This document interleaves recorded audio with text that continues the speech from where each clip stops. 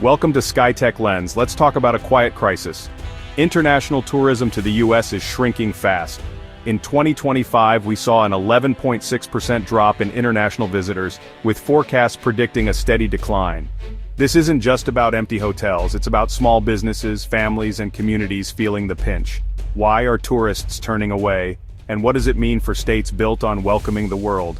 Let's dive into the top 10 countries backing away from the US, and the states already feeling the cracks. In New Orleans, French tourists once filled jazz clubs and cafes, drawn by a shared heritage and a love for the city's vibrant music and food. The French Quarter pulsed with energy, laughter, conversation, and the sound of jazz drifting through the air. These visitors brought a sense of connection, weaving their stories into the city's own and helping local businesses thrive. Now, the French Quarter is quieter than ever. Fewer French voices echo through the streets, boutique hotels sit emptier, and musicians who once played to packed rooms now perform for only a handful of listeners. The lively spirit that once defined these streets feels muted. Local tour companies, antique shops, and Creole chefs who built their livelihoods around French visitors are feeling the loss deeply. The absence of these guests means fewer tours, empty dining rooms, and shops struggling to stay open. For many, this isn't just a dip in business, it's a threat to their way of life, their traditions, and the unique culture that makes New Orleans special. Families who have run shops for generations now face uncertain futures. The city's soul endures and the music still plays, but a vital harmony is missing. The connection between New Orleans and its French visitors was more than economic, it was cultural, emotional, and irreplaceable. The cultural exchange that made New Orleans unique is fading, leaving behind empty spaces and quiet corners where laughter and conversation once flourished. Every empty chair is a silent reminder of what's at stake, the heart and rhythm of a city built on connection, now struggling to find its beat.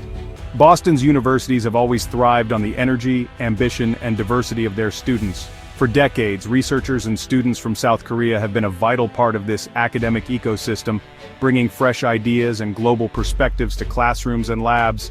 Now, as fewer arrive, empty apartments and struggling Korean restaurants tell a story of loss, both economic and intellectual. Local businesses that once thrived on student foot traffic are feeling the impact. With fewer Korean scholars and entrepreneurs, innovation in Boston's labs and startups is slowing, and the city's reputation as a hub for cutting-edge research is being challenged. Families who once moved here, enrolled their children in local schools, and became woven into the fabric of Boston's neighborhoods are quietly disappearing, leaving behind empty homes and classrooms. The city's multicultural vibrancy, once celebrated in bustling restaurants and lively festivals, is fading as communities shrink and events go unattended. This isn't just about lost revenue, it's about the loss of friendships, cultural exchange, and the global outlook that made Boston unique. As this vital source of energy and inspiration dries up, Boston's world-class status, and its future as a truly global city, hangs in the balance. In Michigan, the steady flow of Canadian visitors once fueled the heartbeat of border towns and lakeside communities. These towns thrived on the energy and commerce brought by neighbors from across the river, who came for shopping, summer getaways, and family reunions. The border was more than a line, it was a lifeline connecting people and economies. Now, gas stations, shops, and marinas see fewer Ontario plates and empty summer rentals. Businesses that once depended on Canadian customers are struggling to stay afloat, and the absence is visible everywhere, from the quiet docks to the empty parking lots. Local festivals and events are shrinking, hurting charities and small businesses. The crowds that once filled the streets are gone, leaving organizers and volunteers to wonder if their traditions will survive another year. The easy cross-border culture, shared sports, family ties, and friendly rivalries is fading. High school games lack the cheers from both sides, and diners that once buzzed with stories from both countries now sit in silence. Homeowners and business owners face tough choices as the economic engine sputters. Some are forced to close their doors, while others anxiously wait, hoping for the return of their Canadian friends and customers. The bridges still stand, but the connection feels weaker. Once symbols of unity and opportunity, they now seem to mark a growing distance between communities that were once inseparable. For Michigan, losing Canadian visitors is like losing family. The friendships, traditions, and shared moments that define these towns are now memories, cherished but painfully out of reach. The void left behind is deeply felt, echoing in every empty storefront, every quiet street, and every sunset over the water that once reflected a vibrant, shared life. British tourists once brought energy and spending to every corner of New York City. Now, Airbnb hosts, baristas and small shop owners feel the loss as bookings and foot traffic drop. Neighborhood businesses are hit first, long before big hotels notice. Pubs that once buzzed with British accents and Premier League matches are quieter. The city's cultural mix is losing a familiar flavor. Fewer Brits means less camaraderie and fewer shared moments. New York is missing a friendly face in the crowd. Las Vegas built a booming wedding industry around Brazilian visitors. Now, wedding planners, photographers, and chapels catering to Brazilians are struggling. Hotels, restaurants, and tour companies feel the ripple effect as group bookings vanish. Each lost wedding means tens of thousands of dollars gone from the local economy. Entrepreneurs who built their dreams on this market face a harsh new reality. Vegas must reinvent itself again, as love stories move elsewhere. The silence is a stark reminder of how quickly fortunes can change. Japanese tourists have long been the backbone of Hawaii's tourism. Now tour guides, small shops, and surf instructors see fewer bookings and thinning crowds. Family businesses built on Japanese visitors are struggling to survive. The cultural bond, multi-generational traditions and respectful exchanges is fraying. The aloha spirit remains, but a cherished part of Hawaii's ohana is missing. The economic impact is immediate, but the loss of connection runs deeper. The silence left behind is profound.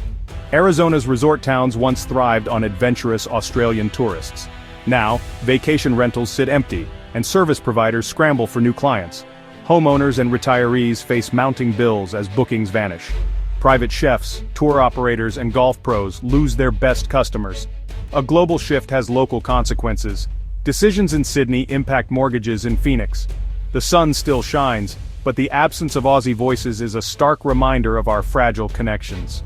German tourists once filled Florida's theme parks, beaches, and rental homes. Now, property managers and homeowners face unprecedented vacancies. Theme parks and surrounding businesses compete for fewer international visitors. Small towns and eco-tour operators lose curious, engaged guests. The loss is more than financial, it's the absence of a loyal, appreciative audience.